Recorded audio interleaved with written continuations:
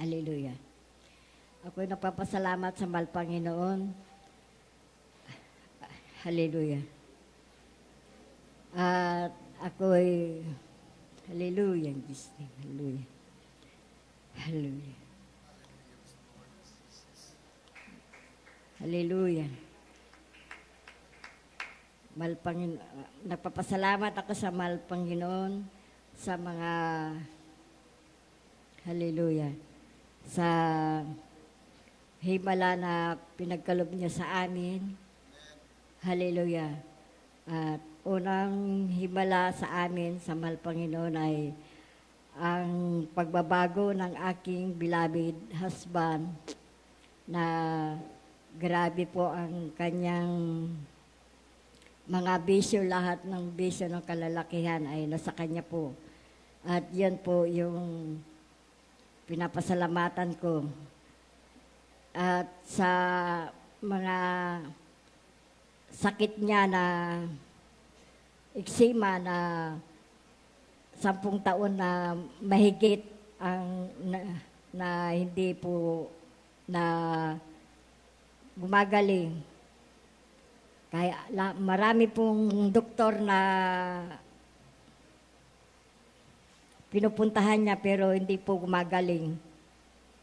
Tapos nagpasya po siya na umuwi sa probinsya sa kanila po na nagpagamot. Pero bigo pa rin siya, mahal Panginoon. Na umuwi rin siya na wala rin kagalingan. At naawa po ako sa kanya. Papasalamat ako sa mahal Panginoon dahil pinuntahan po ako ng aking beloved kapatid na nag-ano po siya. Hindi ko po alam yung sinasabi niya na pinagaling daw siya ng mahal Panginoon dito sa Jesus Miracle Crusade. Ngayon, mga 1 linggo po, sinama po ako ng aking kapatid dahil wala pa po yung aking husband, nasa Aklan pa po. Ngayon,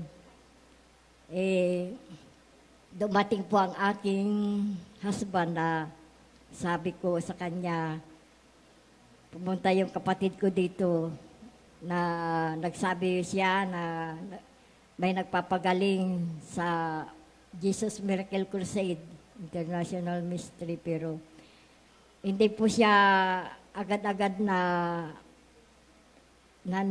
naniwala dahil inano ko po siya, sabi ko sa kanya, subukan natin, wala naman imposible, sabi ko. Wala naman mawawala sa atin, sabi ko sa aking husband. Ngayon, lagi ko pong sinasabi sa kanya dahil naawa po ako dahil yung kanyang paa nabubulok na, maitim na po. Saka may sugat po siya. Malalim po yung sugat sa paa niya. Ngayon, mga ilang araw pa po na nagsabi sa akin, sige, subukan natin, sabi niya. Ngayon, dumating po yung aking beloved kapatid na sinabi ko sa aking beloved ko kapatid na sama kaming lahat na isang pamilya. Ngayon, na-convince po siya na magpabautismo kami pong isang pamilya. At, hallelujah. At doon ko po na ramdaman ang magaang na pag-iisip, hindi ko po alam, basta doon nabautismuhan po ako, nabautismuhan po kaming lahat. Ang aking pakiramdam ay maginhawa ang aking isip at parang ang pakiramdam ko nawala lahat ng aking mga problema. Hallelujah. Kahit na mahirap, wala po yun. Hindi, parang wala lang, parang basta ang aking isipan ay magaan. At nagpapasalamat ako sa mahal Panginoon dahil ako rin po, mahal Panginoon, dahil may almoranas po ako, nervyos, takot, kahit na kunting kaluskos talagang nanginginig na po ako. Kaya alas 5 pa lang, sinasara ko na yung mga pintuan, mga bintana. Iwan ko po bakit. Sobrang po akong natatakot. Ngayon, noon andito na po ako sa Jesus Miracle Crusade ay natangkal po lahat yan. Hallelujah. At hallelujah, yung aking beloved na anak ay na ano po siya, nabangga po ng order. At nagpapasalamat ako sa mahal Panginoon dahil hindi po na pinag-ingatan po siya ng mahal Panginoon. Hallelujah. Ganun. At saka lagi po siyang nakakagat po siya ng aso pero hindi po tumatalab po sa kanya. Hallelujah.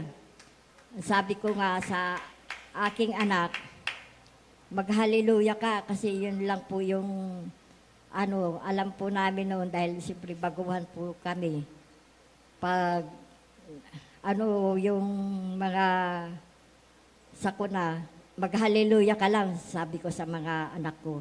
Kaya napapasalamat ako sa mahal Panginoon dahil pinag-iingatan ng aking mga anak. Hallelujah. At ganon din yung pagising ko po sa umaga, pagbaba ko po dahil naihi po ako. Pag yuko kong ganyan, may ahas pala dun sa aming ulunan.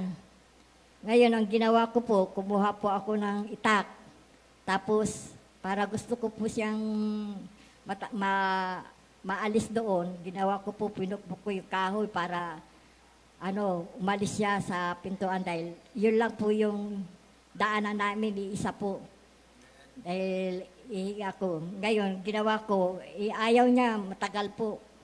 Ang ginawa ko, tinulak ko yung habang pinupukpuk ko yung kahoy, hallelujah ako ng hallelujah. Hindi naman gumagalaw yung ahas. Hindi ko naman po alam yun na ngayon, hindi po siya gumagalaw. Ginawa ko po, tinulak ko siya ng itak. Ayun, bigla pong tumayo yung kanyang ulo. Siyempre, ako naman, hallelujah lang, ako ng hallelujah. Tumayo yung kanyang ulo. Tapos, ang ginawa ko, pukpukin ko naman, hallelujah ako ng hallelujah. Ngayon, unti-unti po siyang pupunta doon sa pintuan. Ngayon, nung andun na po sa pintuan, ginawa ko para sigurado po ako, talagang initak ko na lang para mamatay. Wala naman po akong daan, kundi yun lang po yung pintuan. Kaya napapasalamat ako sa mahal Panginoon dahil pinag-ingatan po kami. Hallelujah. At ganon din ang aking beloved na lalaki, ang aking beloved bunso ay namatay po sa Marikina at inikyutan po siya ng mga brothers at nilihans po. At nagpapasalamat ako sa mahal Panginoon dahil nabuhay po. Hallelujah. Hallelujah. At hallelujah. Magpapasalamat ako sa mahal Panginoon dahil hallelujah na yung aming bahay ay talagang hirap po kami sa aming pagtulog dahil kahit man umulan konti, talagang yung bahay namin ay pumapasok yung tubig. Kaya ako ay napapasalamat sa mahal Panginoon dahil na sa tulong ng aking beloved kapatid at sa mayroon pang tumulong sa amin na nagawa rin yung aming bahay na itaas din po. At nagpapasalamat ako sa mahal Panginoon dahil sa aming pagtulog ay talagang kahit pagulong-gulong ka, maayos na po. Hallelujah. At salamat sa mga mga binigay ng mahal Panginoon, kahit konti o maliit man o malaki, pasalamatan ko sa mahal Panginoon. At nagpapasalamat ako sa mahal Panginoon sa pag-iingat, sa kalakasan, sa spiritual. At hanggang dito na lang po ang lahat ng kapurihan. Pasalamat tayo sa ating pinakamamahal na Panginoon Jesus. Salamat. Amen, praise the Lord. God bless you, beloved.